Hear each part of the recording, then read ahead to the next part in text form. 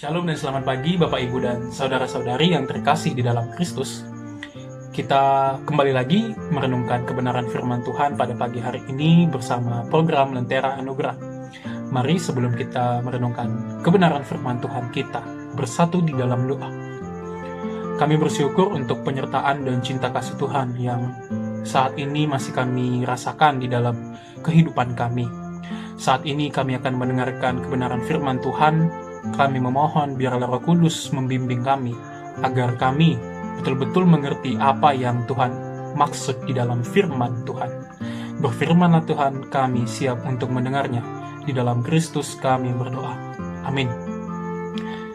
Bapak Ibu dan saudara-saudara yang terkasih, saat ini kita akan membaca firman Tuhan yang diambil dari Matius pasal 19 ayat 16 hingga 22. Pada renungan kali ini saya memberi judul Kesungguhan Mengikut Yesus.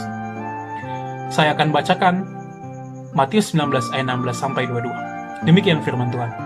Ada seorang datang kepada Yesus dan berkata, "Guru, perbuatan baik apakah yang harus kuperbuat untuk memperoleh hidup yang kekal?" Jawab Yesus, "Apakah sebabnya engkau bertanya kepadaku tentang apa yang baik? Hanya satu yang baik, tetapi jikalau engkau ingin masuk ke dalam hidup, turutilah segala perintah Allah." Kata orang itu kepadanya, "Perintah yang mana?" Kata Yesus, "Jangan membunuh, jangan berzina, jangan mencuri, jangan mengucapkan saksi dusta. Hormatilah ayahmu dan ibumu dan kasihilah sesamamu manusia seperti dirimu sendiri." Kata orang muda itu kepadanya, "Semuanya itu telah kuturuti, apalagi yang masih kurang?" Kata Yesus kepadanya, "Jikalau engkau hendak sempurna, pergilah juallah segala milikmu dan berikanlah itu kepada orang-orang miskin, maka engkau akan beroleh harta di surga. Kemudian datanglah kemari dan ikutlah aku." Ketika orang muda itu mendengar perkataan itu, pergilah dia dengan sedih, sebab banyak hartanya. Demikian firman Tuhan. Saudara-saudari, setiap orang tentunya memiliki satu atau lebih tokoh yang dia gemari. Misalnya musisi, olahragawan, seniman, ilmuwan, dan lain-lain. Apa yang membuat kita tertarik? Tentunya kemampuan dari tokoh tersebut. Misalnya, ketika orang senang dengan Judika, mungkin orang tersebut akan meniru gaya bernyanyi Judika. Ya, kemampuan bernyanyi Judika ini menjadi sebuah daya tarik untuk diikuti. Namun, ketika orang sungguh-sungguh ingin mengikuti kemampuan si Judika, tentu ada harga yang mesti dibayar. Setuju ya? Ada pengorbanan artinya. Ada sesuatu yang mesti dilepas agar sungguh-sungguh fokus latihan meniru kemampuannya si Judika. Barangkali, biasanya ketika orang yang ingin mengikuti kemampuannya si Judika ini, biasanya dia habiskan waktunya untuk tidur-tiduran, santai ya. Hal itu mesti dilepas, supaya dia bisa fokus latihan bernyanyi. Ya kan? Tidak mungkin kebiasaan tidur-tidurannya, kebiasaan santai-santainya dilanjutkan kalau dia mau sungguh-sungguh mengikuti kemampuan si Judika. Hal ini tidak mungkin dilakukan. Nah, hal ini kita lihat juga, Bapak, Ibu, dan saudara-saudara, dalam diri pemuda kaya yang datang kepada Yesus dan berkata ingin memperoleh hidup yang kekal.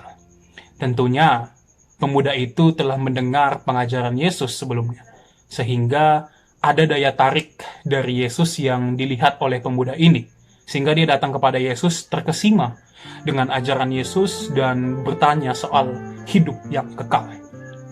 Rupa-rupanya pemuda ini adalah pemuda yang taat akan perintah Allah.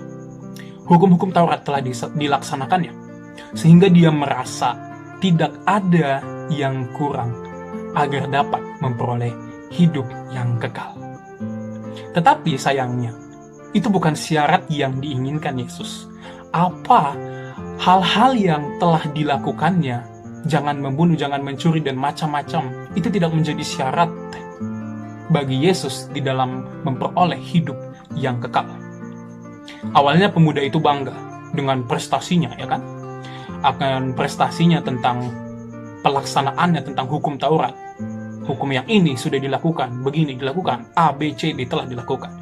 Tetapi sikap bangga akan prestasi itu dilucuti oleh Yesus dengan perkataan, "Juallah segala hartamu, serahkan kepada orang miskin, baru ikut aku." Pemuda itu tidak rela. Sebab uangnya banyak. Sebab separuh hatinya ada pada uang itu. Ada pada uang-uangnya. Kegemarannya pada uang masih dipertahankan. Hatinya masih diarahkan kepada uang. Maka dari itu dia tidak bisa. Dia tidak rela untuk melepaskan harta-hartanya. Bagi Yesus, pemuda itu tidak boleh membagi hatinya kepada uang dan kepada Yesus. Tidak bisa. Kalau hendak memperoleh hidup yang kekal di dalam Yesus Kristus, maka sungguh-sungguh fokus dan pusatkan hati kepada Yesus saja. Itu yang dimau Yesus kepada pemuda itu, dari pemuda itu. Tidak mungkin hati pemuda itu dibagi dua. Satu untuk uang, satu untuk Yesus. Tidak. Kalau begitu, tidak ada kesungguhan hati kepada Yesus. Maka mesti ada kesungguhan hati yang tertuju hanya kepada Yesus. Kita mengingat di dalam khotbah Yesus di bukit, dalam Matius 6 ayat 24 dicatat, dikatakan Yesus, tak seorang pun dapat mengabdi kepada dua tuan, karena jika demikian ia akan membenci yang seorang dan mengasihi yang lain, atau ia akan setia kepada yang seorang dan tidak mengindahkan yang lain. Kamu tidak dapat mengabdi kepada Allah dan kepada Mammon. Maka terbuktilah memang tidak bisa kita membagi perhatian, membagi hati kita kepada harta dan juga kepada Yesus. Nah, mari kita renungkan Bapak Ibu. Barangkali dalam perjalanan kita mengikut Kristus, kita yang dalam hati kita sudah percaya bahwa di dalam Kristus kita memperoleh kehidupan yang kekal. Tetapi ternyata di dalam perjalanan kehidupan kita di dalam mengikut Kristus masih ada satu dua hal yang mengganggu hati kita dalam mengikut Kristus. Tidak selalu uang. Tidak selalu uang. Mungkin banyak hal-hal yang sekarang ini mengganggu hati kita untuk mengikut Kristus, membagi perhatian kita, membagi hati kita antara satu hal dan Kristus. Sehingga hal itu menjadikan kita tidak sungguh-sungguh untuk mengikut Yesus. Sebab hati kita telah dibagi dua. Satu untuk A dan satu untuk Kristus. Maka kita periksa kembali. Sudahkah kita sungguh-sungguh menyerahkan hati kita hanya kepada Yesus, Sang Pemilik kehidupan kekal itu? Saudara-saudara, Roh Kudus akan menuntun kita untuk sungguh-sungguh menyerahkan hati kita kepada Yesus. Amin. Tuhan memberkati kita. Kita berdoa. Terima kasih Tuhan. Sekali lagi Engkau mengingatkan kami untuk sungguh-sungguh secara totalitas menyerahkan hati kami kepada Yesus saja. Sebab kami percaya bahwa Yesus adalah Sang Pemilik kehidupan yang kekal. Di dalam Kristus Yesus, kehidupan kekal itu ada. Kami memohon Tuhan, biarlah Roh Kudus menuntun kami di dalam peziarahan kehidupan iman kami, agar kami senantiasa selalu Roh Kudus ingatkan untuk setia menyerahkan hati kepada Kristus Yesus saja. Terima kasih Tuhan. Aktivitas kami saat ini, pada hari ini, kami serahkan hanya di dalam tuntunan Yesus saja. Terima kasih Tuhan, kami berdoa di dalam nama Yesus Kristus yang mengajarkan kami doa Bapa kami. Bapa kami yang di sorga, dikuduskanlah namamu, datanglah kerajaanmu, jadilah kehendakmu di bumi seperti di sorga.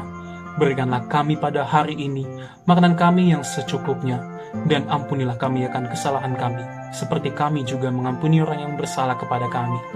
Dan janganlah membawa kami ke dalam pencobaan, tetapi lepaskanlah kami daripada yang jahat, karena Engkau yang mempunyai kerajaan, dan kuasa, dan kemuliaan sampai selama-lamanya. Amin. Shalom dan selamat pagi Bapak, Ibu, dan Saudara-saudari. Selamat beraktivitas dan tetap mengandalkan Tuhan di dalam aktivitas kita, dan tentunya jangan pernah lengah untuk tidak mematuhi protokol kesehatan. Tetap memakai masker, menjaga jarak, dan mencuci tangan. Salam sehat, sampai bertemu kembali. Shalom.